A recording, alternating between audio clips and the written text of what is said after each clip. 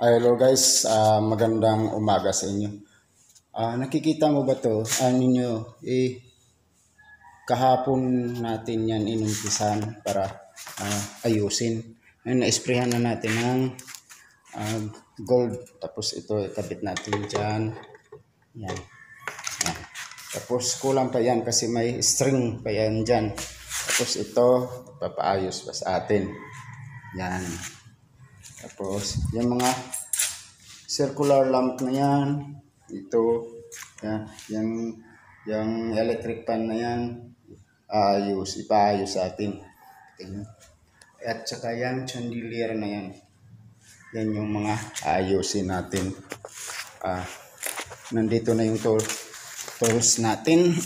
Kahapon wala ito kaya and then, nandun pa sa iba, sa labas ang iba. So ito, yun ang stand nito ilaw. Ayan yun. So, update lang kayo pag matapos. Ito ang unahin natin.